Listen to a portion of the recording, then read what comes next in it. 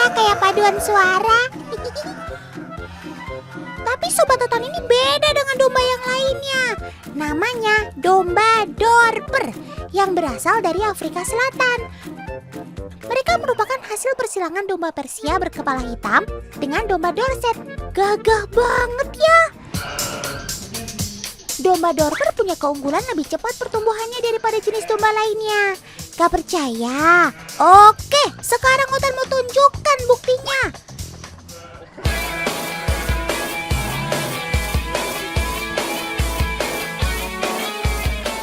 Terlihat sekali perbedaannya kan? Dengan perawatan yang sama setiap bulannya, Dorper bisa naik bobot sekitar 7-10 kg. Bahkan di sini ada loh yang beratnya sekitar 100-an kilogram. Kira-kira kalau sama kakak-kakak ini berat siapa ya? Kita langsung timbang aja deh. Wih, ternyata beratnya sampai 112 kilogram, teman.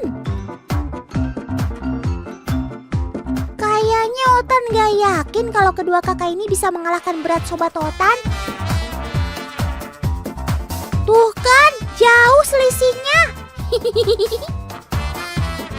Gak heran kalau Sobat Otan ini populer punya kualitas daging dengan mutu terbaik dibandingkan domba-domba lain.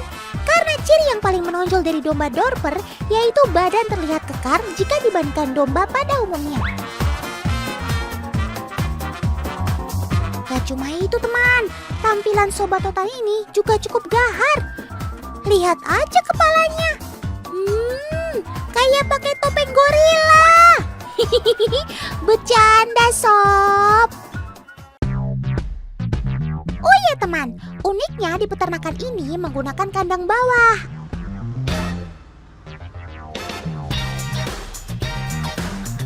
Di bagian alas juga memanfaatkan serbuk kayu yang berfungsi untuk media penyerapan urin, sehingga kandang tidak berbau dan lebih bersih.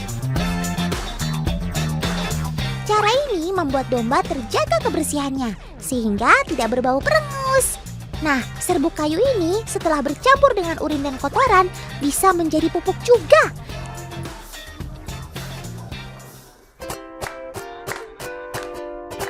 Ini domba sultan atau gimana? Bukannya makan rumput, tapi juga dikasih buah-buahan. Eits, tapi ternyata Kak Adam baru pertama kalinya mencoba memberi mereka buah segar. Kira-kira si Embe akan pilih buah, konsentrat, atau rerumputan ya? Wah, ternyata nggak tertarik sama sekali. Padahal buahnya enak loh sob. Oh iya teman, konsentrat banyak dijadikan pilihan pakan selain rerumputan. Karena dapat dengan cepat menambah energi domba dan juga mempercepat pertumbuhan bobotnya. Jangan ngaku Sobat Otan kalau belum tahu nama anak domba. Cempe adalah sebutan untuk dede domba. Tapi tahu nggak kalau mereka tidak akan tertukar dengan indukan lainnya loh. Kali ini kita masukkan Mamah Dorper ke dalam kandang yang berisi beberapa ekor indukan. Apakah dede domba bisa menemukan mamahnya?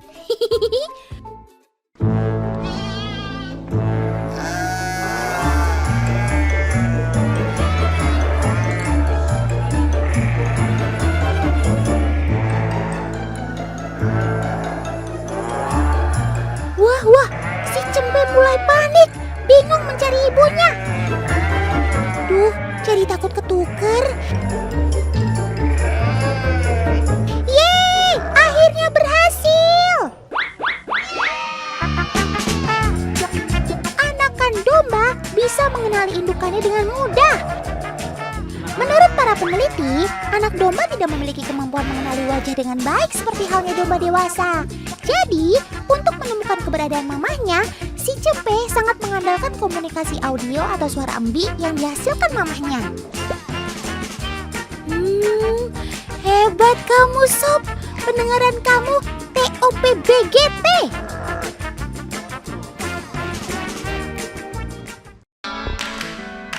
Oke, mumpung cuaca cerah, sekarang saatnya kalian bermain-main di luar kandang sob. Bukan perkara mudah pastinya. Dengan bobot yang jumbo, kita harus menggunakan tenaga ekstra. Bagian tubuh yang paling besar terdapat pada pinggulnya. Wih, gemoy sekali kamu, Sob.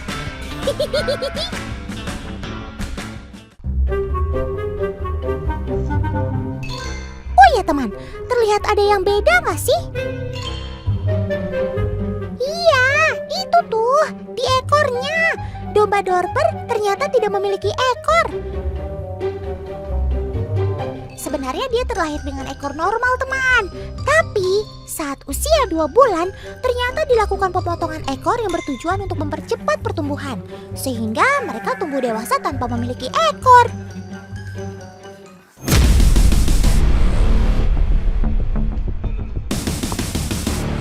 Loh, kok jadi chaos begini? Aduh, bahaya! Lihat, si Romeo dan Rocky tidak ada yang mau mengalah. Jangan berantem dong, Sob. Tapi beginilah sifat Dorper jantan. Jika diumbar secara bersamaan, pasti ada aja yang diributkan. Tapi ini juga bertujuan untuk memperkuat otot sekaligus peregangan. Namun area umbarannya nggak boleh terlalu luas ya, agar tidak membuat bobot daging menyusut. Oh ya teman, Otan mau tanya nih, menurut kalian domba memiliki gigi atau enggak sih?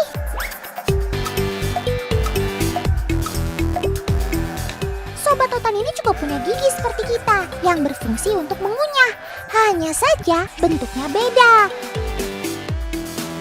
Kalau manusia memiliki gigi seri, geraham, dan taring, domba hanya memiliki 4 pasang gigi seri. Totalnya hanya 8 gigi. Gigi seri susu mulai tumbuh pada saat anak domba lahir. Pada umur tertentu, gigi seri susu ini akan tanggal dan diganti dengan gigi seri tetap. Biasanya proses tanggal dan pergantian gigi seri pada domba inilah yang dijadikan patokan untuk menafsir umur Sobat Otan. Jika gigi seri masih utuh, menandakan umur domba kurang dari 1 tahun. Sedangkan kalau gigi seri pasangan pertama bagian dalam tanggal dan berganti, menandakan domba berusia 1 hingga 2 tahun. Nah, jika semua gigi seri susu telah tanggal dan berganti, menandakan domba berusia 4 sampai 5 tahun. Teman, sekarang kita lihat yuk fase pertumbuhan domba, mulai dari anakan hingga dewasa. Terlihat kan perbedaannya? Mulai dari anakan yang berusia kurang dari 1 bulan, Dorper remaja yang berusia 5 bulan, dan Dorper dewasa yang sudah berusia 1 tahun lebih. Dorper merupakan salah satu hewan penghasil daging yang berkualitas, sehingga fase pertumbuhannya sangat penting untuk diperhatikan. Tuh, lihat aja anakan domba yang baru berusia sekitar 3 mingguan ini. Bisa memiliki bobot sekitar 8 kg loh. Jika dibandingkan dengan bayi manusia yang seumuran pun masih lebih besar cempe Dorper. Wah, kamu memang sudah terlahir bongsor ya, Sob. Dapat dipastikan, beternak Dorper memiliki nilai ekonomis tinggi. Apalagi harga untuk satu ekornya bisa mencapai puluhan juta loh. Gimana? Tertarik gak nih kalian untuk beternak Dorper?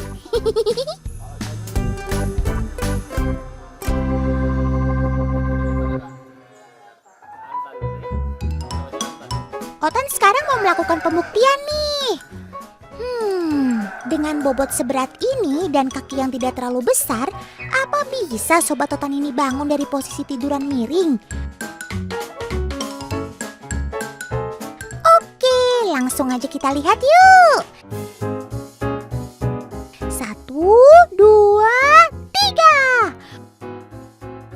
Wah, ternyata dapat berdiri dengan mudah. Kirain bakalan mager kamu, Sob.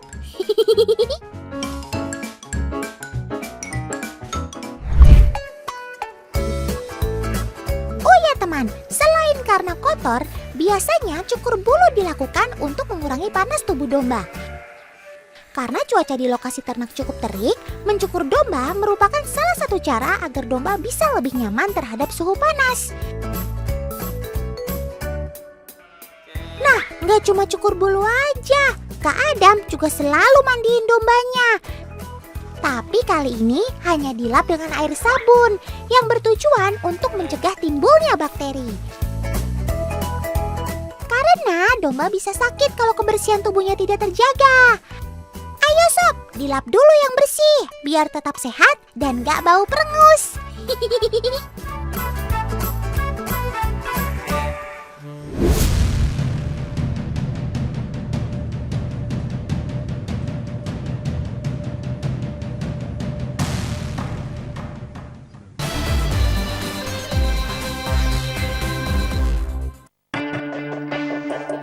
Sob, kamu lagi apa di sana? Gak salah tempat tuh. Terik matahari kayak gini kamu malah panas-panasan. Ya ampun. Tolong! Siapapun yang mendengar suara Otan, boleh bantuin Sobat Otan. Dia terjerat tali. Ayo Paman, sedikit lagi sampai. Di sana tempatnya. Untunglah Karaka dan Paman datang di waktu yang tepat. Bantu, coba di sini banyak banget sampah, ada jaring, tali-tali bekas jaring, jadi memang kasihan ya sebetulnya kalau kita nggak bisa. Kalau Otan tadi ngasih tahu kita, mungkin dia bakal beberapa hari di sini ya bisa mati ya. Bisa mati. Hal seperti ini yang bikin Otan gemes, terutama bagi para oknum yang suka membuang sampah sembarangan. Begini kan jadinya. Pesan Otan sih ya, kalau tidak bisa berbuat banyak untuk melestarikan dan menjaga alam, minimal kalian tidak membuang sampah sembarangan deh. Itu saja cukup. Kalau bukan kita sendiri yang menjaga alam, siapa lagi coba? Ini untuk pertimbangan keselamatan Mas ya. Mungkin ini ada baiknya sobat kamu ini kita coba bawa dulu ke tempat konservasi ya untuk kita pastikan kalau dia baik-baik aja Mas ya.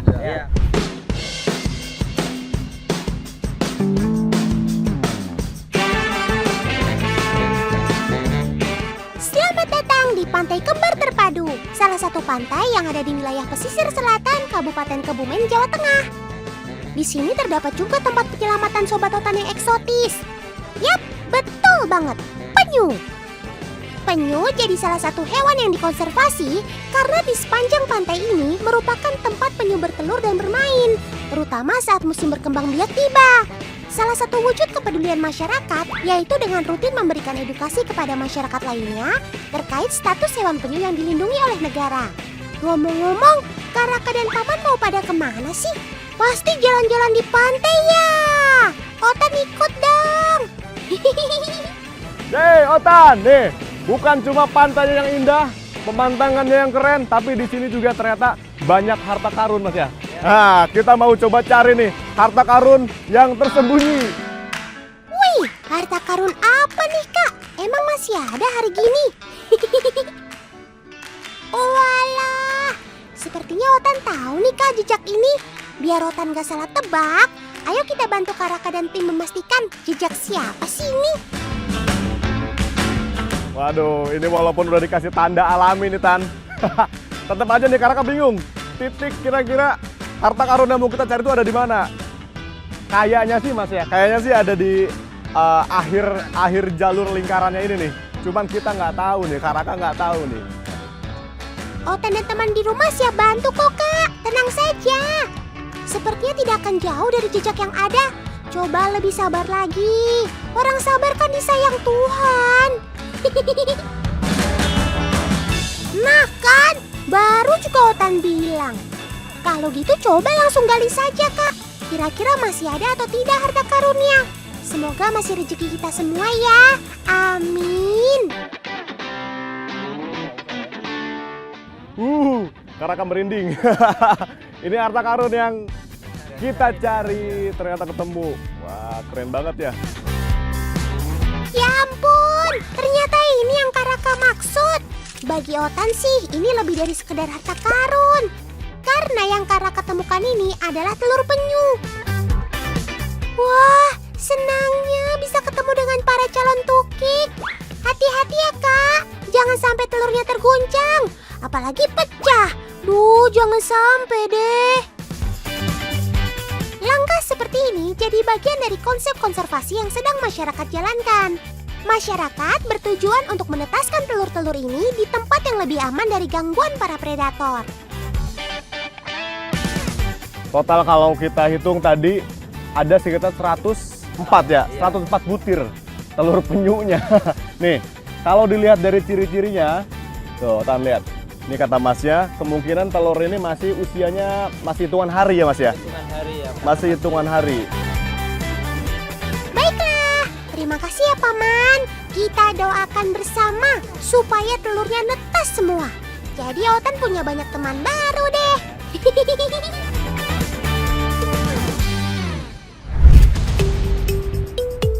Di sini tempat penetasan yang Otan maksud. Sepertinya Paman yang lain sudah menyiapkan galian lubang di pasir. Sebelum dimasukin telurnya nih, kita kasih dulu pasir kering ya Mas ya? Karena ini dia secara suhu agak hangat, kering. Kalau di dalam terlalu lembab Mas ya, keras juga. Suhu merupakan hal yang penting dalam proses penetasan telur. Sesuai arahan Paman, suhu di dalam lubang galian harus dengan keadaan hangat, supaya kondisi telur tetap terjaga dan menetas dengan baik. Proses penanaman telur sudah selesai nih Otan. Sekarang cuma tinggal kita tunggu ya Mas ya. Sekitar kurang lebih 45 hari untuk telur jenis lekang ya. Ini untuk penyu lekang. Wah, cukup lama juga ya. Nggak apa-apa deh, walaupun lama tetap Otan tungguin. Penyu lekang adalah salah satu dari 6 jenis penyu yang ada di Indonesia. Khusus di pantai selatan Kebumen ini, memang lebih banyak ditemukan jenis penyu lekang dan hijau.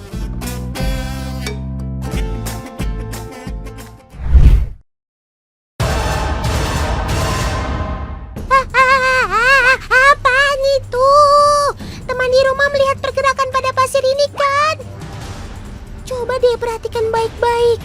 Tuh kan, jangan-jangan ada hansip di siang bolong. Otan cuma bercanda kok. Kita beruntung nih teman. Ternyata kunjungan teman di rumah hari ini disambut dengan kelahiran kawanan tukik. Mereka baru muncul ke permukaan pasir. Ya ampun, lucunya. Gemes. Ayo, kalian mau pada kemana sob? Jangan jauh-jauh loh mainnya. Loh, kok malah berpencar begitu? Barengan dong mainnya, kalian kan saudara. Beginilah sifat alami para tukik. Walaupun mereka berjumlah banyak, tapi setelah menetas dan keluar dari pasir, mereka akan hidup masing-masing. Jadi jangan heran kalau mereka berjalan ke berbagai arah. Bukan saling jaga, malah terkesan cuek dengan sesamanya. Tuh kan, baru juga Otan bilang. Hei, itu ada saudara kalian yang butuh bantuan. Ayo bantu. Malah diliatin aja. Ternyata beneran gak bisa diandalkan nih sob saudara-saudara kamu. Kalau gitu, Otan kasih semangat dari jauh ya. Ayo, berusaha terus. Situasi seperti ini sangat mungkin terjadi teman. Tukik masih sangat beradaptasi dengan lingkungan yang baru mereka jumpai. Jadi nggak heran, kadang tubuh mereka terbalik hanya karena ulah mereka sendiri. Ayo sob, kumpulkan tenaga. Balikkan badan sekuat mungkin. 1, 2, 3. Hop! Yes! Berhasil!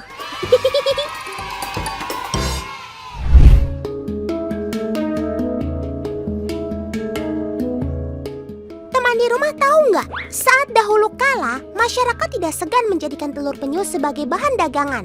Bukan hanya predator alami yang mengancam, tapi juga manusia. Telur penyu sengaja dicari untuk dijadikan bahan konsumsi oleh masyarakat. Bahkan dijual bebas di pasar-pasar tradisional. Ya ampun, malang betul nasib kalian sob.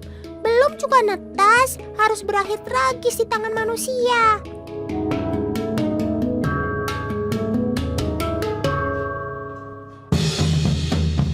Berbanding terbalik dengan situasi saat ini, penetasan tukik jadi salah satu yang dinantikan oleh masyarakat, terutama saat momen lepas liar. Ini dia nih Otan, Momen yang Kak Raka dan semuanya tunggu-tunggu. Ini saatnya para tukik kembali ke rumahnya. Bener Mas ya? Ini dengan banyak warga masyarakat tuh, lihat. Siap ya, siap ya. Siap ya. Wah, bukan cuma masyarakat yang senang, Kak. Otan juga dong. Gak sabar pengen lihat mereka kembali ke rumah aslinya. Ayo teman-teman, semangat ya!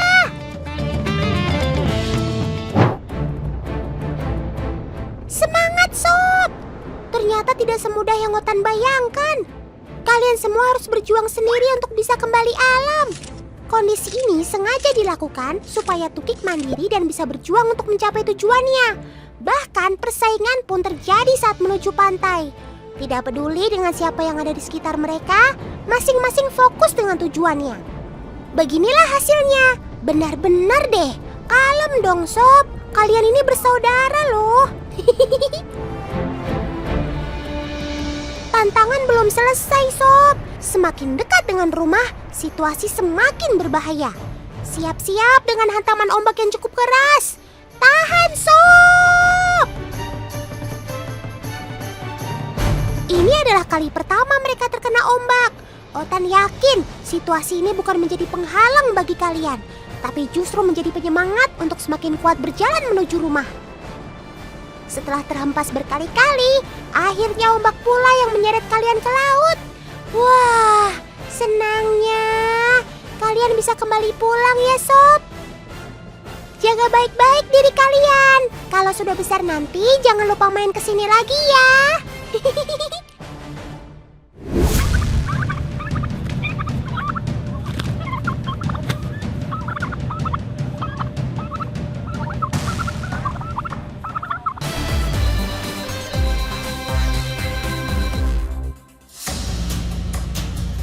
Gak salah nih, sob. Ngapain kamu masuk ke sini? Gak mungkin ada dua pejantan dalam satu kawanan seperti ini.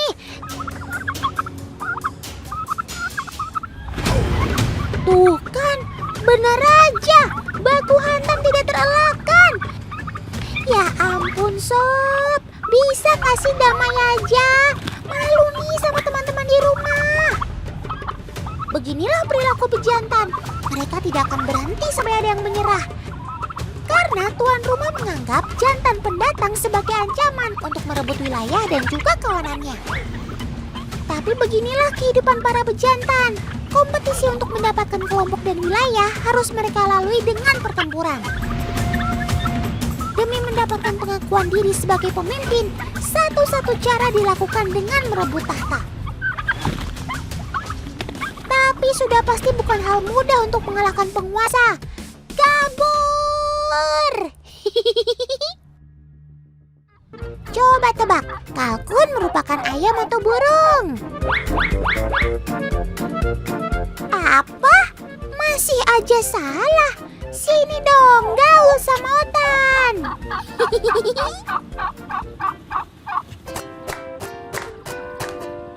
Unggas asal Amerika ini merupakan salah satu spesies burung berukuran besar. Jadi penyebutan tentang ayam kalkun kurang tepat teman. Meski disebut burung karena bersayap dan bertelur, namun kalkun tidak dapat terbang. Jadi dia sekelompok dengan si penguin, kasuari, kiwi, dan burung unta yang mengandalkan kakinya daripada sayapnya. Kalkun jantan memiliki ukuran badan besar dan bulu yang lebih indah daripada betina.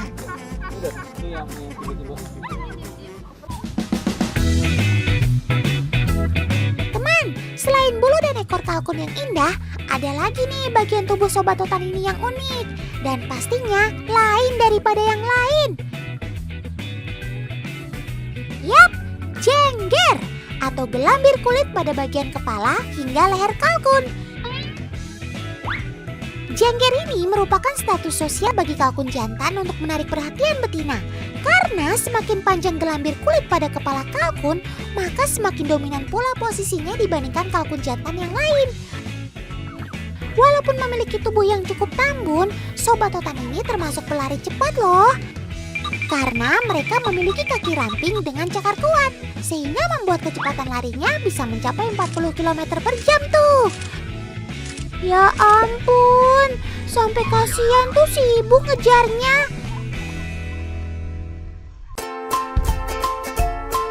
Oh iya, Otan ada ide nih. Kita pakai cara yang unik buat tangkap mereka. Dijamin berhasil.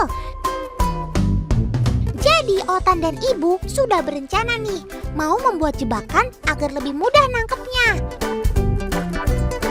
Tuh, jebakannya cukup sederhana aja kok.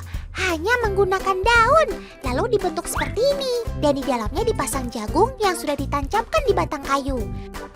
Ayo sob, silahkan dimakan. Ada makan siang spesial nih buat kalian. Nah kan. Sepertinya akan segera berhasil tuh. Yeay, berhasil terjebak. Ayo Bu, segera tangkap. Akhirnya ketangkep juga kamu sob. Jadi cara kerjanya gini nih teman. Saat Sobat Otan berusaha makan jagung, seketika jebakan daunnya langsung menutup seluruh area mukanya. Jadi mereka nggak bisa lagi melihat sekitar. Yeay! Tos dulu, kita berhasil. Hore! Sekitar 300 sebelum Masehi, suku Maya menganggap kalkun merupakan sosok dewa yang dipuja dan dihormati. Kalkun juga menjadi simbol kekuasaan dan kehormatan di zaman itu. Bahkan menurut peneliti, Sobat Otan ini dianggap memiliki kekuatan yang luar biasa dan bisa berbahaya bagi manusia. Tapi kalau sekarang sih, kamu udah jadi sahabat Otan ya.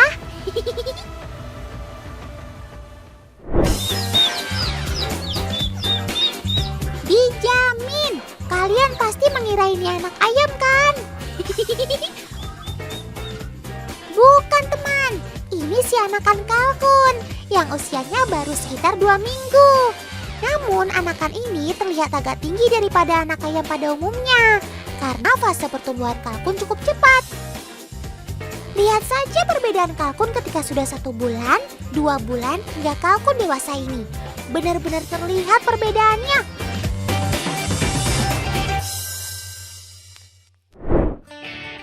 Ada lagi nih, Sobat Otan lainnya yang bergelar burung tapi nggak bisa terbang. Yap, burung kasuari. Burung kasuari dewasa tingginya bisa mencapai 170 cm. Nggak heran deh, ia jadi salah satu unggas terbesar di dunia. Nah, kalian tahu tidak teman? Di dunia terdapat 3 jenis kasuari loh. Pertama, Shorthorn Casuary atau Double-Walled Casuary. Kasuari ini punya 2 jengger di dadanya. Kedua, Northern Casuary atau Single-Walled Casuary. Kasuari ini hanya punya 1 jengger di dadanya. Dan terakhir, Dwarf Casuary. Kasuari yang bertubuh mungil. Teman, perhatiin deh, bulu kasuari mirip ijuk. Warnanya hitam berkilau ungu. Padahal si kasuari tidak punya print gland. Itu loh, kantung minyak di pangkal ekor. Kantung ini digunakan unggas untuk meminyaki bulunya. Jadi, kesan mengkilap di bulu kasuari itu memang dari sananya, teman. Jadi dia tidak perlu banyak waktu untuk bersolek seperti unggas lainnya.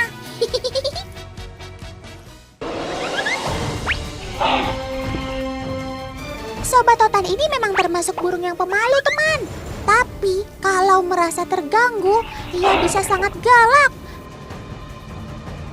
Bahkan mampu menyerang siapa saja yang ada di sekitarnya. Apalagi kasuari dipersenjatai paruh yang besar dan tajam. Tapi yang paling mengerikan adalah kakinya itu. Gede benar kan? Kuku kasuari ada 3, semuanya menghadap ke depan.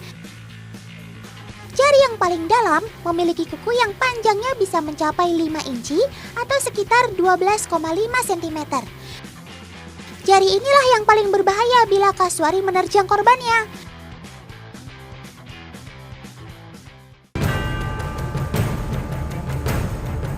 Kasuari banyak dilaporkan menyerang manusia dan hewan lain dengan terjangan kakinya, teman. Kukunya yang besar-besar dan tajam bahkan bisa merobek perut korbannya. Ih, serem banget ya! Makanya, ia dinobatkan sebagai salah satu unggas yang paling berbahaya di dunia.